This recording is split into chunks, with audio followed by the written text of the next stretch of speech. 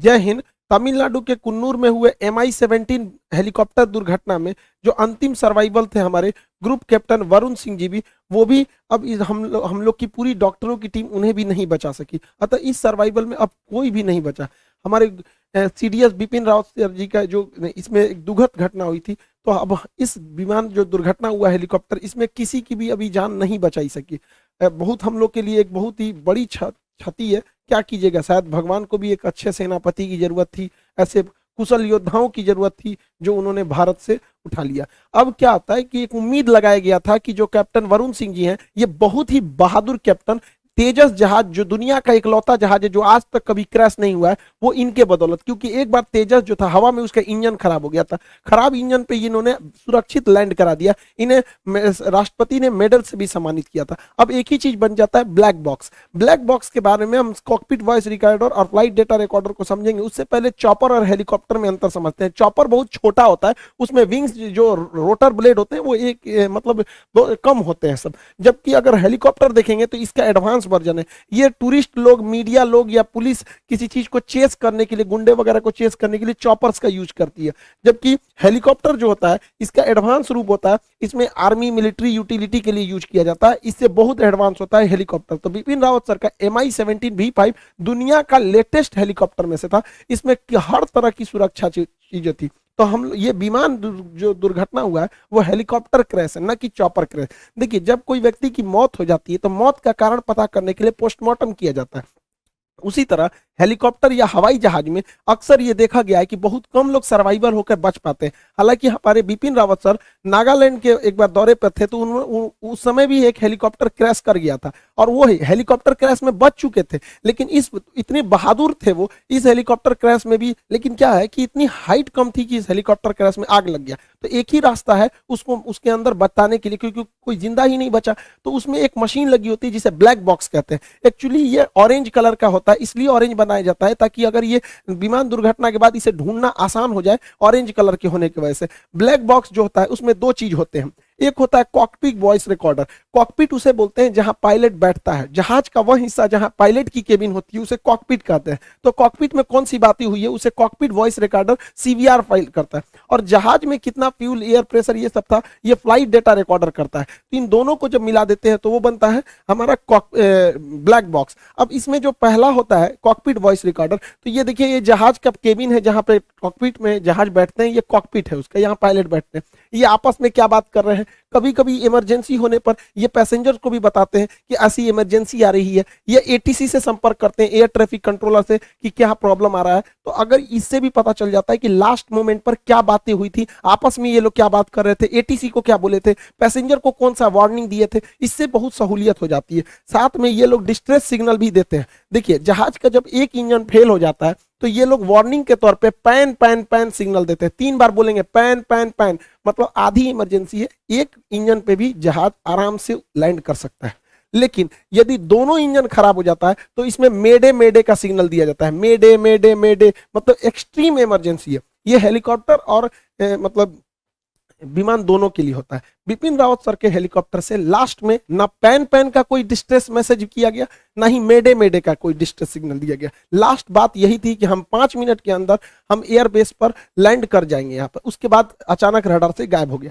तो ये सारे रिकॉर्डिंग को रखता है कॉकपिट वॉइस रिकॉर्डर। अब जो दूसरा होता है इसका ब्लैक बॉक्स का दूसरा अंग होता है flight data recorder. Flight data recorder में 80 से ज्यादा आंकड़ों को रिकॉर्ड किया जाता है कि ये रोटर ब्लेड कितनी तेजी से घूम रहा था, बाहर हवाएं कितनी तेजी से चल रही थी, कितनी हाइट पर था, फ्यूल कितना था, दाहिनी ओर कितना झुका था, बाईं ओर कितना झुका था, पीछे का रोटर ब्लेड कितना तेजी से लड़ रहा था, टेम्परेचर कितना था, हवाएं किस दिशा से आ रही थी, कितने प्रेशर थे, फ्यूल काम कर रहा था कि नहीं, कोई दुश्मन का रडार तो नहीं आया था, कोई मिसाइल से अटैक तो नहीं हुआ। जितनी चीजें होती हैं 80 से ज्यादा चीजों को यही बताता है कि ये पीछे से कितना डिग्री उठा हुआ था, आगे से कितना डिग्री था। ऐसे 80 से ज्यादा आंकड़े जो रिकॉर्ड रहते हैं वो फ्लाइट डेटा रिकॉर्डर में रहते हैं। तो जो कॉकपिट वॉइस रिकॉर्डर और फ्लाइट डेटा रिकॉर्डर को एक साथ सुनकर हम इस नतीजे पर पहुंच सकते हैं कि आखिर लास्ट मोमेंट पे क्या था। अब कैप्टन वरुण सिंह नहीं रहे, अब एक ही रास्ता बता है ब्लैक बॉक्स। अब ये ब्लैक बॉक्स में ही हर चीज होती है, इसलिए ब्लैक बॉक्स को बहुत ही सुरक्षित बनाया जाता है। इसे सॉलिड स्टील से बनाया जाता है, इतना मजबूत होता है कि अगर कोई हेलीकॉप्टर या जहाज 750 किलोमीटर प्रति घंटा की रफ्तार से भी टकराता है तो इसे कुछ नहीं हो सकता है। इसे आप गर्म भट्टी में 200 अक्सर आग लग जाते हैं, तो इसको ध्यान में रखते हुए इसे 260 डिग्री सेल्सियस तापमान सहने वाला भी बनाया जाता है। ये उसमें भी गलता नहीं है। अगर ये पानी में गिर गया तो पानी में भी ये 30 दिन तक बिना बैटरी के सिग्नल छोड़ते रहेगा, बीकन छोड़ते रहेगा, जिससे कि इसे ढूंढने में आसानी हो सके। इस ब्लैक बॉक्स को प्रेशर सहने के लिए भी बनाया जाता है कि हो सकता है कि ब्लैक बॉक्स नीचे गिरे, उसके ऊपर पूरे जहाज का लोड आ जाए, तो ये 2.5 टन का वजन अपने ऊपर रोक सकता है। इसे अगर कहीं स्क्रैच आए, कटने पिटने से भी इसे कुछ नहीं हो सकता है, इसे काटा भी नहीं जा सकता है। अतः यह ब्लैक बॉक्स बहुत ही सुरक्षित बनाए जाते हैं। बिपिन रावत सर का जो हेलीकॉप्टर क्रैश किया, इस पे शक की नजर इसलिए आ रही है कि इसने मैडे मैडे या पैन पैन का कोई सिग्नल ही नहीं दिया, सब कुछ नॉर्मल चल रहा था। उसके बावजूद अगर देखिएगा तो ये हेलीकॉप्टर है और जमीन से इतना पास आ गया है, अचानक ये धुंध में चला गया और यहीं से 100 मीटर आगे जाके ये टकरा गया। इतना सब होने के बावजूद पायलट ने कोई भी स्ट्रेट सिग्नल नहीं दिया, ना ही बोला कि मौसम की गड़बड़ी, ऐसा कोई भी सिग्नल नहीं दिया गया। जबकि 500 मीटर यह जहाज जो था अपने रूट से भटका था, रास्ते से। जबकि वीवीआईपी लोगों को ले जाने वाला हेलीकॉप्टर, जिसमें राष्ट्रपति, प्रधानमंत्री जैसे, सीडीएस जैसे बड़े पद होते हैं, सेनापति होते हैं, उनका रास्ता नहीं भटकना चाहिए। जबकि यह हेलीकॉप्टर 500 मीटर अपने रास्ते से भटका था, तो इसलिए भी इस पर शक की नजर जा रही है। दूसरा, यह हेलीकॉप्टर जो था अब तक का सबसे इंडिया का लेटेस्ट और एडवांस हेलीकॉप्टर है। इस हेलीकॉप्टर में किसी भी तरह से, अगर कुछ लोग कह रहे हैं कि पुराना, देखिए पुराने हेलीकॉप्टर इसमें नहीं, चीता चेतक जो है वो बहुत पुराने हो चुके हैं, हम उनकी बात नहीं, ये एकदम एडवांस वर्जन है। मी 17 का भी एडवांस वर्जन है, MI-17 V5, ये एकदम एडवांस वर्जन है ये हेलीकॉप्टर का।